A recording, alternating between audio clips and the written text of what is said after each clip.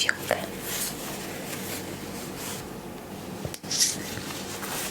النهاردة يا أطفال الحلوين حسيت زهقت من آمال كبر، قلت أرجع لكم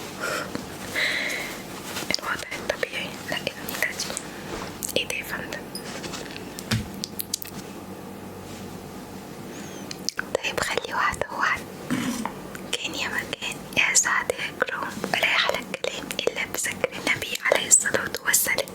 كالعادة أي أم عايزة تنام بس ابنها تديله التليفون، وإن شاء الله أقوم أنا بهذه المهمة. يلا ندخل في الحدوتة. الطفل والتلميذ الجميل أسامة هو بطل حكايتنا النهاردة. أسامة في الصف الخامس الابتدائي وبيحب قراءة الروايات والقصص جدا جدا، خصوصا الخيالية منها زي حكاية ألف ليلة وليلة وزي عقلة الإصبع وزي الشاطر حسن حكيناها قبل كده، والبساط السحري وعلاء الدين كمان حكيناها قبل كده، والسندباد البحري. وكانت أخته أماني اللي أصغر منه بسنة دايما بتقوله عيش معانا في الواقع يا أسامة، إن الحياة ليست كلها خيالا في خيالا. فيقول لها أسامة الخيال شيق ولذيذ وفي بعض الأحيان يتحقق. فالشاطر حسن كان يطير بالبساط المسحور، ومنها اخترع الإنسان فعلا الطيارات، ويستعمل المكوك الفضائي ويسبح في الفضاء، وأيضا الصواريخ يا أماني. إن كثيرا من المخترعات المدهشة كانت خيالا في أول الأمر. راحت أماني قالت له هذا صحيح يا أسامة، إذا عرف الإنسان كيف يحول هذا الخيال إلى واقع جميل بالجد والعمل والاجتهاد.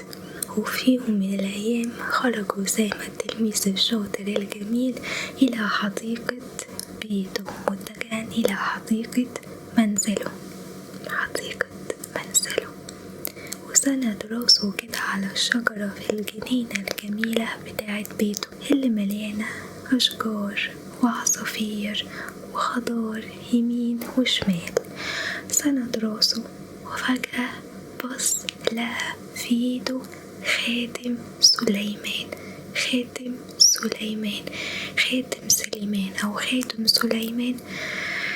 ده كنز عظيم أوي، هنشوف دلوقتي أسامة هيستغله ازاي. وضغط عليه بيده أسامة ضغطة قوية كده، وفجأة لقى أسامة نفسه وأخته أماني فوق ظهر حمامة قوية جدا جدا وسريعة جدا جدا، وهما الاتنين على ظهر الحمامة مبسوطين بتطير بيهم الحمامة في السماء يمين وشمال بين السحب الجميلة. جو حر يا ولاد أوي أوي أوي. فسألته أماني احنا فين يا أسامة؟ جاوبها أسامة احنا على ظهر الحمامة.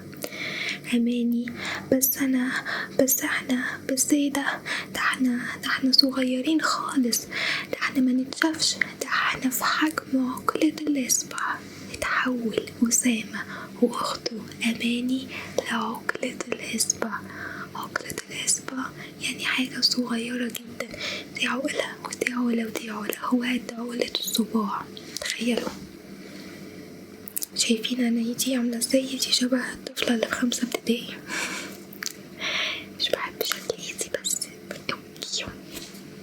جاوبها أسامة قال لها احنا خلاص يا أماني بقينا في حجم عقلة الإصبع، وده هيخلينا صغيرين أوي أوي أوي أوي بالنسبة لأي حاجة.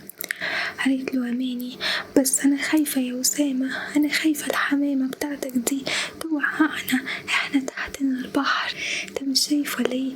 احنا فوق في السما في السحاب، وتحتنا على طول في بحر غريب جدا وأمواجه عالية. أنا خايفة يا أسامة، أنا خايفة. جاوبها أسامة الشاطر قال لها ما تخافيش يا أماني، ده نوع قوي جدا من الحمام اسمه الحمام الزاجل. الحمام الزاجل ده سريع جدا جدا جدا، وعمره في حياته ما بيوقع حد من عليه لأنه حمام قوي. وزمان يا أماني كانوا بيستخدموا الحمام ده في إن هم ينادوا الرسايل بينهم وبين بعضهم. فزمان ما كانش فيه تليفونات ولا اختراعات زي دلوقتي، فكان زمان يعملوا الرسالة كده يبرموها ويحطوها في بق الحمام الساكت ده. الحمام ده يطير بيه فوق فوق فوق فوق وياخد المرسال يوديه للمكان اللي هو هيروح له. حمام ذكي وشاطر وقوي جدا جدا جدا. خلاص بقى يا أماني، استمتعي بالمناظر الطبيعية اللي حواليكي من كل ناحية دي. يلا نشوف البحر، يلا نشوف السماء. وبدأوا أسامة وأماني يتبسطوا جدا جدا بالمناظر اللي هم شايفينها وفرحانين. وفجأة أماني قالت له: الحقني يا أسامة، الحقني يا أسامة، أنا بيختل توازني يا أسامة. هوب، أماني وقعت واتعلقت في ريشة واحدة بس في بطن الحمامة. أسامة قعد يقول: أختي يا أماني، امسكي كويس، أنا هاجي على حاجة. هما ايه ده، الجون ده ولا ايه؟ ونزل أسامة وأماني في البحر، وقعوا هما الاتنين في المحيط الكبير ده. وبعد ما وقعوا قعد يدور أسامة يمين وشمال: يا أماني يا أماني، انتي فين يا أماني؟ ردي عليا يا أماني لو انتي سمعاني. وقعد يدور أسامة على أخته أماني. وفجأة وهو بيدور أسامة على أخته أماني لقى أشجار صخرية. هلو، أخيرا شفت الحاجات اللي أنا كنت بشوفها في الصور والخيالات. أنا مش مصدقة نفسي، أنا مبسوطة أوي. ولكن أختي أماني، أنا وحشاني أختي أماني أوي. أيوة، الأشجار الصخرية دي من أعمال مرجان البحر، أنا عارفها كويس، أنا قريت الكتاب ده كتير أوي. أماني أسامة عارف إلا في أعماق البحر لأنه هو شخص مثقف وبيقرأ. لازم يا أولادي، لازم يا حلوين نتعلم القراية والثقافة والمطالعة أو الاطلاع دايما من واحنا صغيرين. لما نزل أسامة البحر كان عارف حاجات كتير أوي هنشوف دلوقتي. وبدأ أسامة يهدي من روعه ويقول: صبرا يا أسامة، ما عنديش حل غير الصبر، إن الله مع الصابرين. وبدأ يدعو ربنا، وده تاني درس يا أطفال يا حلوين، اللجوء لربنا وقت الأزمات وفي كل وقت كمان. وبدأ يدعي ربنا ويقول: يمكن تكون أماني الأمواج خدتها لمكان تاني غير اللي أنا فيه ده. أنا هدور عليها، بس هدور عليها ازاي؟ ده البحر ده واسع وكبير أوي، وأنا نتفة قد عقلة الإصبع، يعني هتكون راحت فين؟ بس أنا وهي وقعنا من نفس المكان. وهو بيدعي ربنا وبيقول ازاي يدور في البحر الكبير ده، تعدي قدامه سمكة. الله، يمكن ربنا استجاب لدعائي. أنا هركب على ظهر السمكة دي واتنقل بيها واتمشى معاها في قاع البحر وادور على أختي أماني. وفعلا نط أسامة فوق ظهر السمكة اللي ما حسيتش بيه خالص لأنها سمكة كبيرة جدا وهو قد عقلة الإصبع زي حبة الفول السوداني. وبدأ يدور على أخته أماني وهو فوق ظهر السمكة. وفجأة لقى أسامة حيوان غريب جدا جدا جاي عليه من بعيد. حيوان ليه 8 أذرع، كل ذراع طوله حوالي 8 أمتار. حيوان كبير جدا عنده 8 إيد ورجل، كل إيد ورجل 8 متر. وقال: أنا شفت الحيوان ده قبل كده، إنه يدعى أخطبوط، اسمه أخطبوط. وكان في التلفزيون في معركة بين الأخطبوط وحوت بحري كبير ضخم، واللي فاز في المعركة دي الحوت البحري. وهو كده بيقول: ياه، لو أشوف المعركة دي دلوقتي. بيبص لحوت ضخم كبير جدا جدا جدا جاي على الأخطبوط. سقف أسامة وقال: هو فين؟ أنا أشوف المعركة اللي كان نفسي أشوفها ولا لا. هو مبسوط أوي أسامة وفاكر نفسه هيشوف المعركة اللي هو نفسه يشوفها.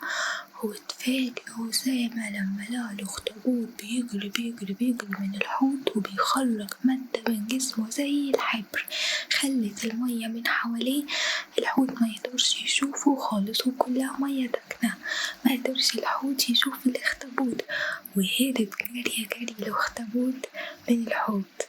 وقتها عرف أسامة إن الحياة أوسع من مجرد الكرتون ولا التلفزيون اللي هو بيشوفه، وإن الحياة يعني مش زي التلفزيون أبدا. وقال أسامة في نفسه سبحان الله، في أسرار كتيرة في أعماق البحر. وبيبص أسامة الناحية التانية لقى سمكة كبيرة متوحشة طولها حوالي 4 أمتار، وعندها بق كبير أوي، بق طويل وكبير زي السيف، طوله متر تقريبا. كانت هذه السمكة أصغر حجما من الحوت، ولكن اتفاجئ لما لقاها بتتهجم على الحوت وبتطعنه بسيفها ببقها كده، تك تك تك تك، طعنات. وقال لنفسه أنا عارف النوع ده كويس من السمك، ده اسمه سمكة أبو سيف. النوع ده صعب جدا وعنده بوق طويل بيطعن كل اللي يشوفه قدامه، وممكن يهزم أكبر حوت ضخم في قلب البحر زي ما هو شاف. وقال سبحان الله، أهو حوت كبير أهو ما قدرش يدافع عن نفسه، وجت سمكة صغيرة بجراءة كبيرة جدا وطعنته عدة طعنات. فعلا يوضع سره في أضعف خلقه. وبدأ الليل يليل، وبدأ عقدة الإصبع يخاف من الليل ومن البرد، ويخاف كمان على أخته أماني اللي لحد دلوقتي لسه ملاقيهاش. افتكر قول الشاعر ضاقت ولما استحكمت حلقاتها فركت، وكنت أظنها لا تفرق. وفجأة وهو سرحان لقى كل السمك عمال يجري وكأنه بيهرب من حاجة كبيرة أوي جاية في البحر، وخاف جدا وقال فيه يا جماعة فيه، بس هو ما كانش حد سمع ولا كان حد بيرد عليه. وفجأة لقى سمكة كبيرة جدا ضخمة طولها حوالي 6 أمتار، ولها طرف كالمنشار، بقها كبير ولكن زي المنشار، عمالة تهجم على الأسماك وتضربها يمين شمال طخ يمين شمال طخ لحد ما ضربت السمكة اللي هو راكب عليها وقسمتها نصين، ووقع أسامة والسمكة اللي كان راكب عليها خلاص ماتت. استغرب جدا أسامة من المنظر ده وقال سبحان الله، كل دي أسرار احنا فوق في عالم البشر ما نعرفش عنها حاجة. وقام بسرعة أسامة وجري من السمكة الوحشة دي اللي بتضرب كل الناس حواليها عشان ما تشوفوش. قعد يقول طب أنا دلوقتي هدور ازاي على أختي أماني؟ انتي فين يا أماني؟ انتي وحشتيني أوي، أنا حاسس بالوحدة والوحشة من غيرك. وزعل أسامة أوي لأن هو اللي كان السبب في إن أماني تقع في البحر، هو اللي عرض عليها إن هي تركب على الحمامة، وهو كمان اللي قالها اوعي تخافي الحمامة مش هتقع في البحر. فحس أسامة بالذنب وقعد يدعي ويقول يا رب لو رجعتلي أختي أخدها على طول ونروح البيت. وهنا نتعلم إن لما نغلط لازم نتأسف للي احنا غلطنا له، لازم نتعلم يا حلوين إن احنا لما نغلط في حق حد نعتذر له. وبينما عقلة الإصبع غرقان كده في أفكاره، رأى البحر مضطربا جدا وكأن في حاجة غريبة في البحر. وفجأة لقى أشباح سودا بتقع من فوق، دك.